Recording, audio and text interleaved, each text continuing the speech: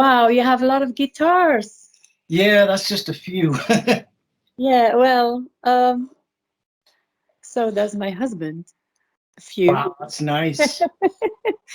Okay, so how are you doing? I'm okay. Very busy with YouTube now. Yeah? Yeah, I've been doing it for about 2.5 years, going really good.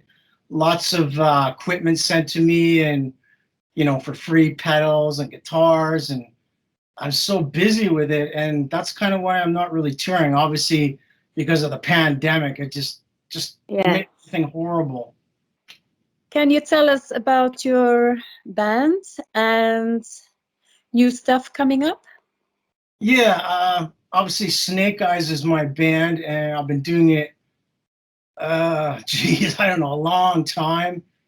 We started in Canada. I came to the UK many years ago and reformed my band, and things didn't really work out in Canada. So when I came to the UK, I started to play with different musicians and stuff, like guys, ex-members of Judas Priest and Alice Cooper, and games, Wow. yeah, like Cool. Pete Friesen and Les Binks and Richie Faulkner.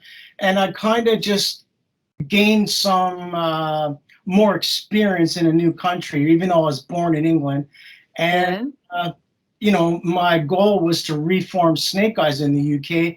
And it took, I don't know, it didn't take that long. It took like maybe a year or two, but when it did, it just snowballed. We started doing these gigs and TV shows, and we had a couple of fairly famous or well-known musicians, guy from Balance of Power, and we also had the bass player from Cradle of Filth for a while, and it just it Wow. just took off. Yeah, we got offered a record deal, and unfortunately, the drummer at the time wasn't really that great. So we didn't get the record deal, but a friend of mine's band got a record deal with the same label. But it just started to snowball, and I don't know if I was really ready for it. I kind of was, but for an unsigned band, it took off, and we played all over the UK and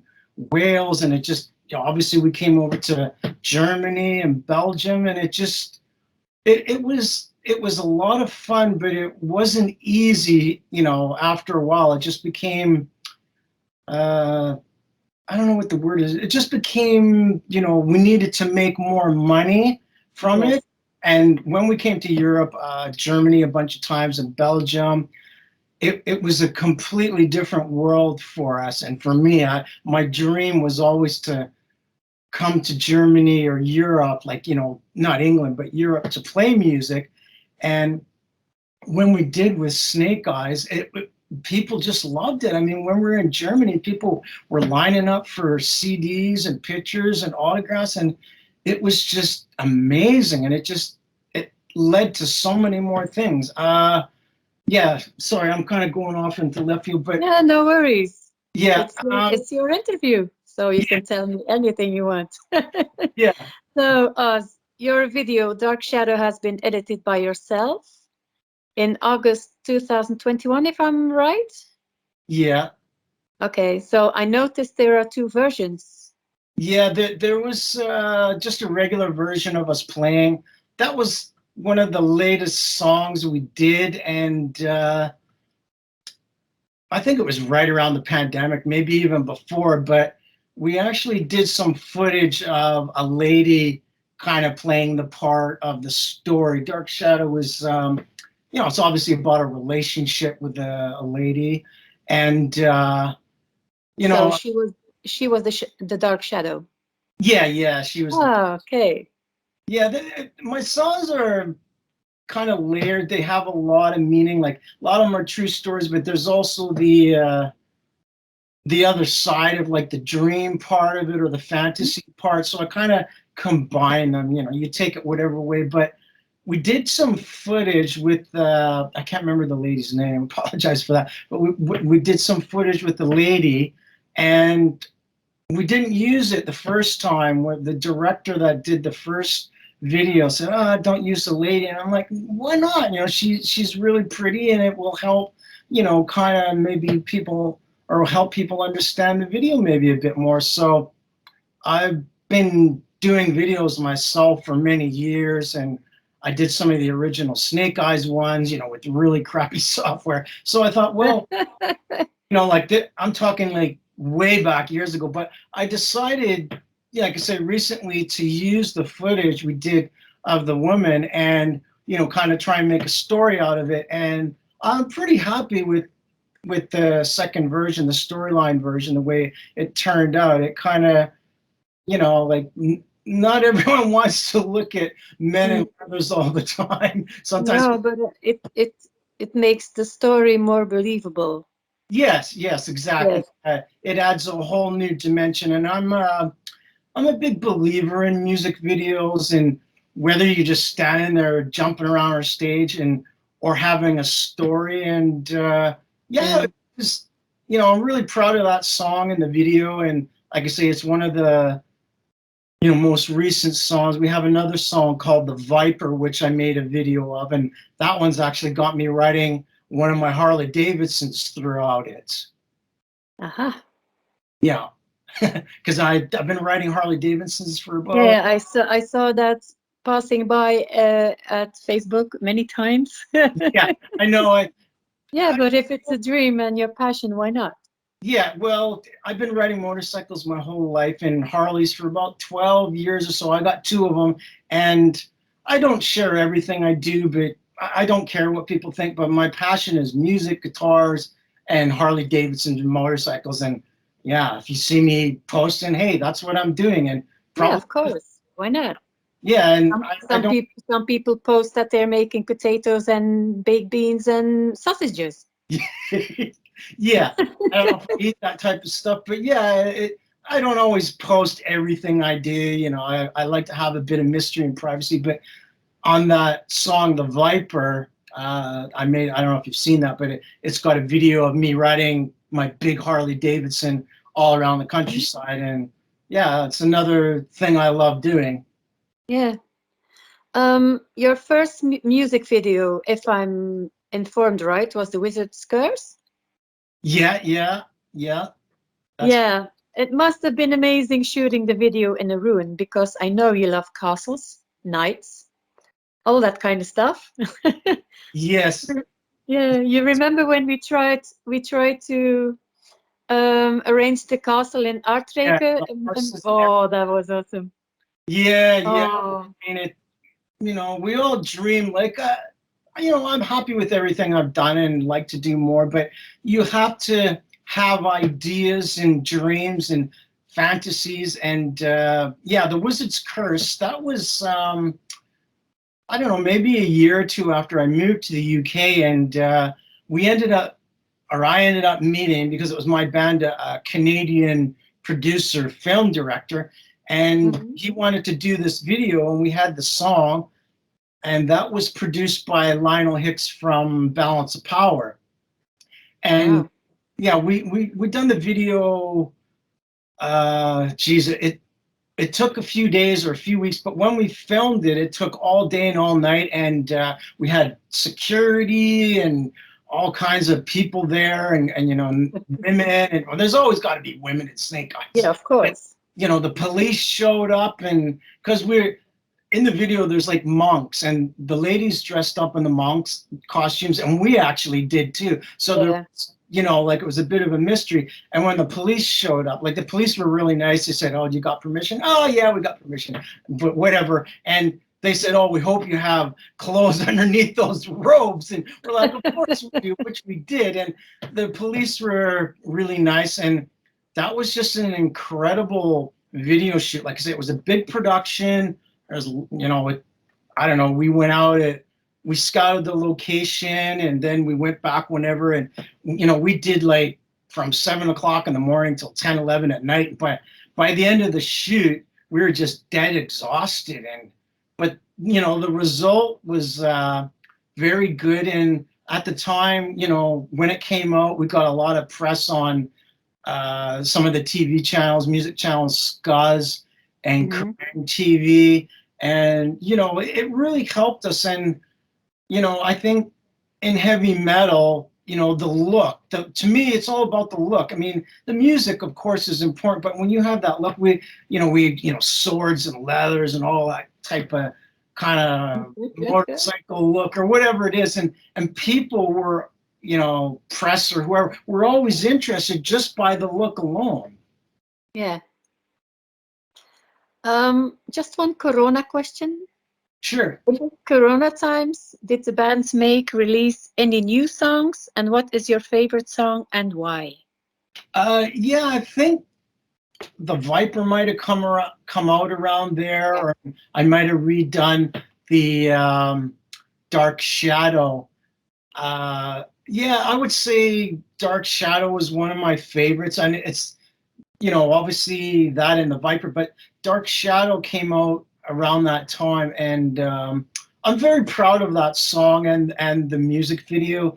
And, you know, I think I don't know how to say if it's really the best we've done, but it could be, you know, like, I guess because it's the most recent, it's the most proudest I am of it. Yeah. I'm gonna, hang on just a minute. Sure. I'm trying to, I got it. Yeah, I like the Snake Eyes Dark Shadow storyline, so I'm gonna put it a little bit in the background. Sure, yeah, of so course. people can hear it. Yeah, thank you.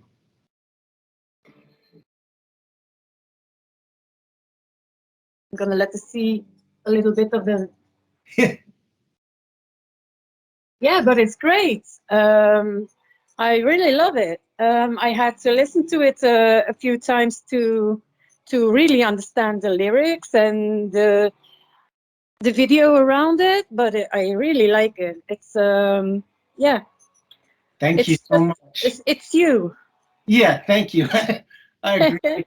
You know, I like having keyboards in songs. I don't know what it is. I just think it adds a little bit of atmosphere, and, you know, it doesn't matter what kind of you know, instruments you have in music and heavy metal. Like, it's just whatever, you know, you like. And yeah, I'm very proud of that, you know.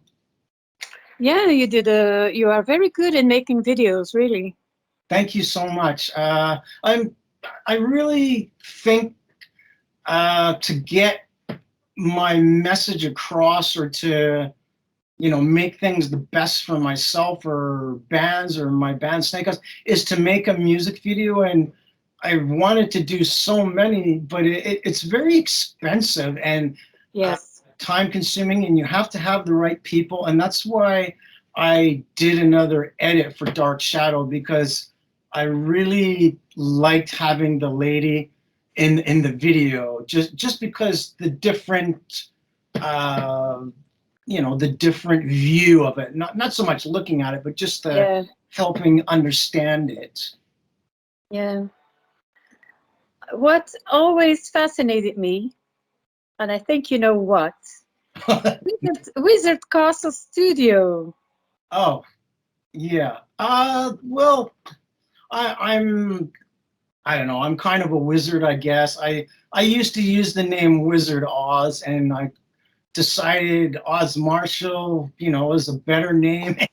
But I love castles, and you know, I'm originally from England. I lived in Canada for many years, but I would always come to England and visit castles. And even to this day, I cruise around on my Harley Davidson, sometimes with no plans on where I'm going, and just end up at a castle. And I'm fascinated by castles, and I call my home my castle, and Wizard's Castle Studios. So, you know, it kind of all comes together, you know. Yeah, I know. Yeah, that's the one thing I remember about you when we last spoke. That was the castles, the ruins, the warlocks, anything. Yeah, I know. I never change, and I think you know, yeah, you need to stick to what you love, and I don't care what anyone thinks. I mean, I'm just here to enjoy life, and I'm so thankful I'm still here, and like doing what I love. I mean, yeah, the castles. I mean, England has a lot of great castles, you know. So does Belgium and France. So when you come over, I'm glad he will help you to guide you to anywhere. Yeah, yeah. Hopefully, after this crazy pandemic, you know. Yeah, I know. There's so many people in England that I want to see, but we'll make the most of it. Yeah, I know. I don't even like talking about it. It's not even worth it. No. Growing up, which band posters did you have on your bedroom wall? Kiss. Kiss. Was a huge Kiss fan. I mean, I like many different bands, but yeah, I had all the Kiss posters. I still have a bunch of Kiss posters. They're at one of my family members in Canada still, and some of those posters are worth a lot of money. I know a guy, a famous man, had a bunch of posters. He sold them for $70,000. Wow. Yeah, I mean, I don't know if I'll sell them for that, but yeah, Kiss was a big influence on me, definitely. Yeah, most of people have Kiss on their bedroom wall. Yeah.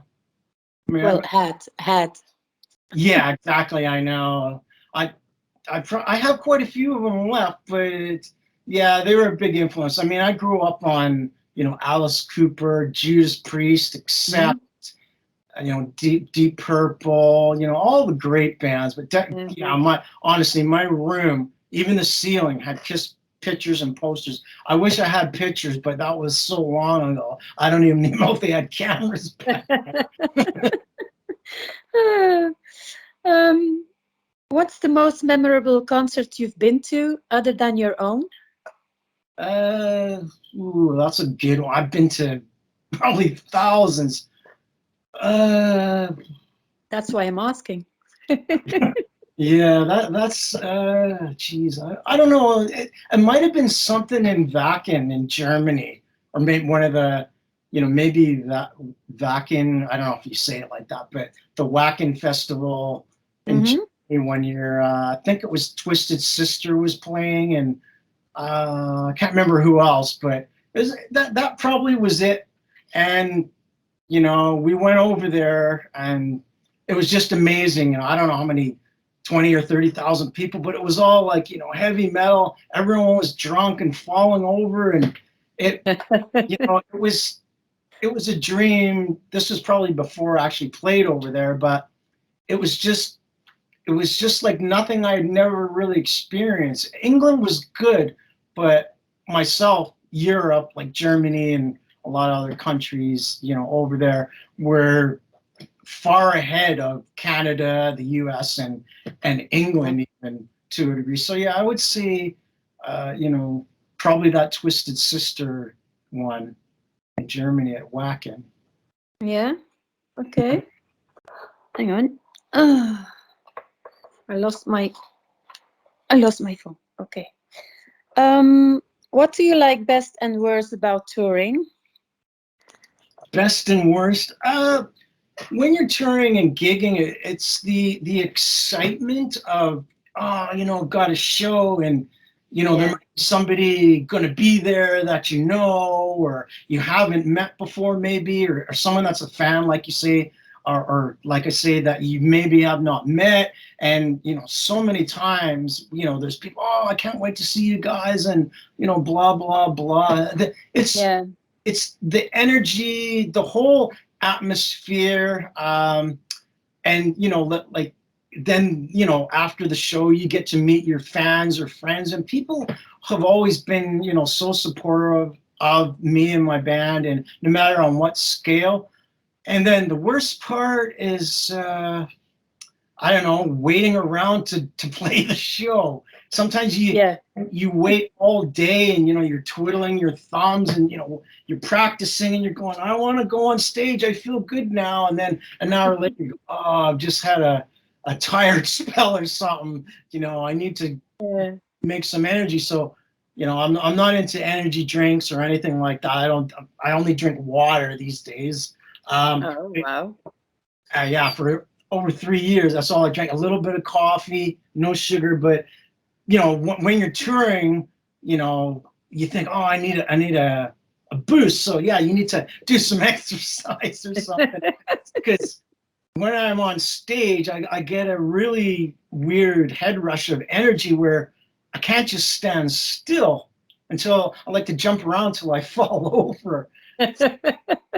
But yeah, the worst thing is the waiting around, and I think the other worst thing is when you finish playing, like, oh, that's over. But then you gotta, then you go, oh well, let's socialize and talk to people and take pictures or whatever. So and the traveling sometimes, we traveled in a van all over UK, and it's better when you go to Europe because you don't know what you're going to experience. But in the UK, it's a lot of hard work sitting in a van for hours, and I mean, sitting with 3 other guys, it's like, really?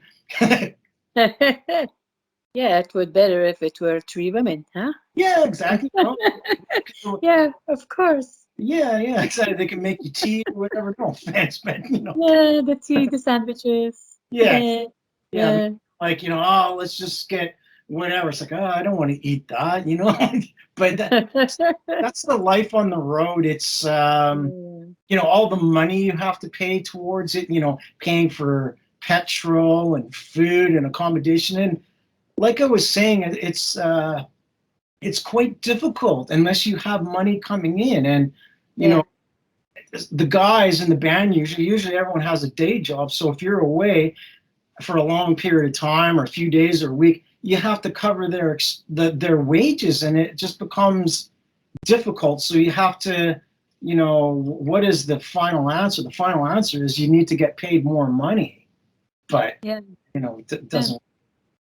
Yeah, now everything is getting more expensive, and nobody knows how far it's gonna go.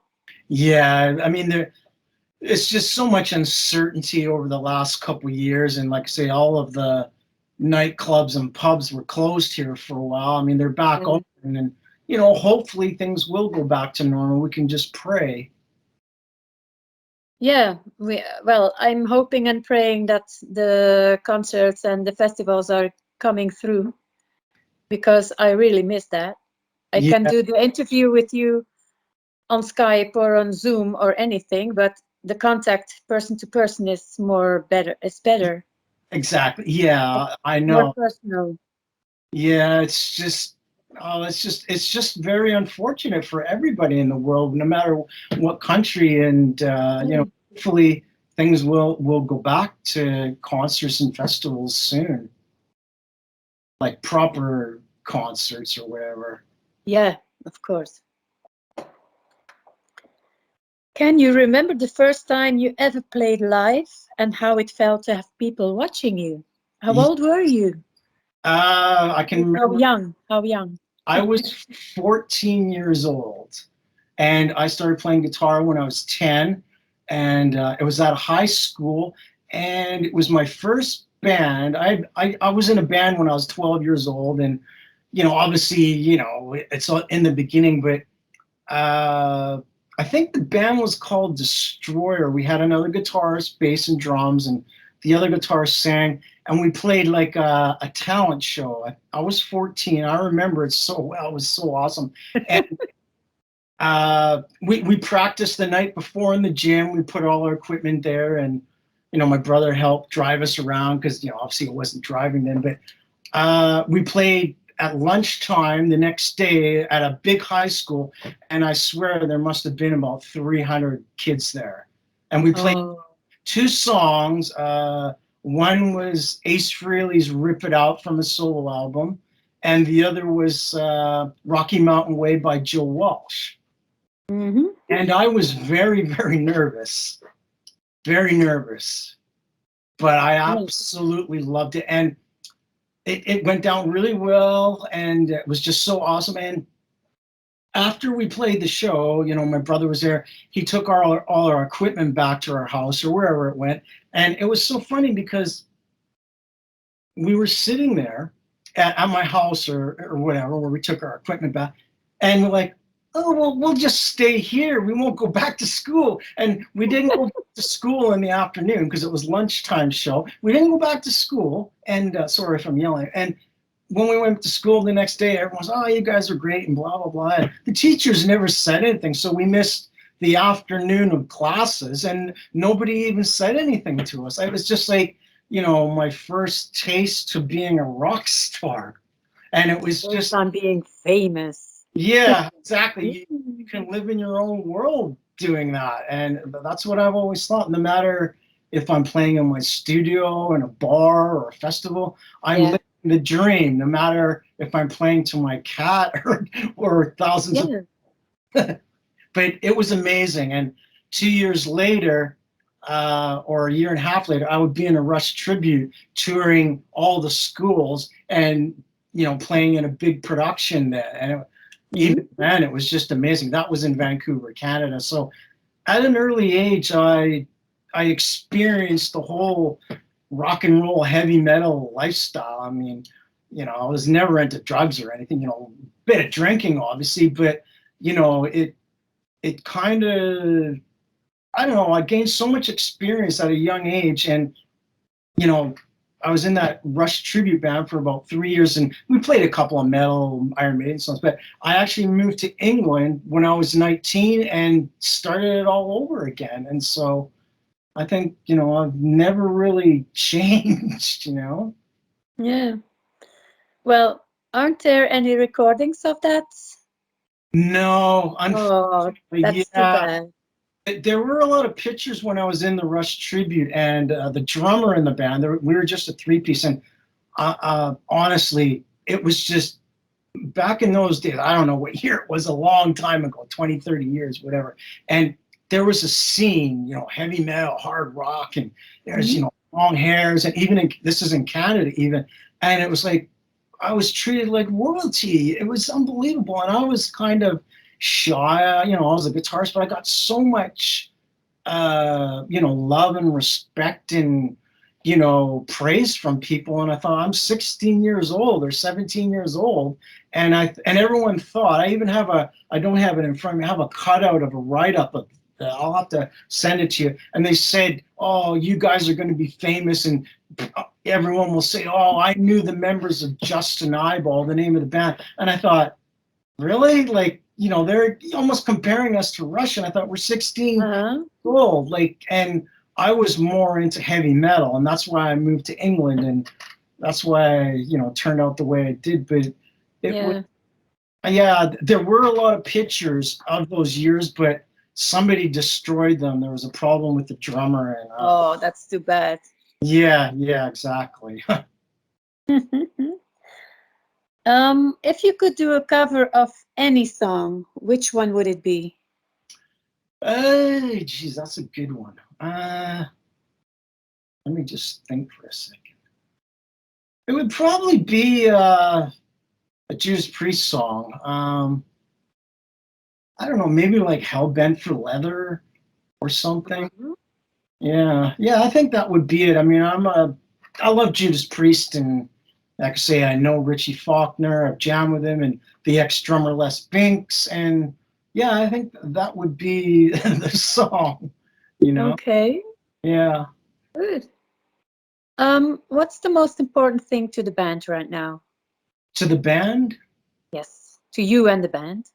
Well, getting back together and touring if possible, but just keeping the name alive, and trying to do more music. But because of the pandemic, and we probably heard that story a million times, it's been very difficult to keep things rolling. We were just starting to release a couple of songs or a song or two, and then the pandemic, and for 2 years, it's just killed it. And even, before the pandemic, it's very expensive in difficult to keep a band going, and that the pandemic didn't help. I mean, it's just one of those things that happen. But I try and get some more music, obviously, in the near future, and hopefully another video. But it's just time. My Yeah. YouTube channel is very important because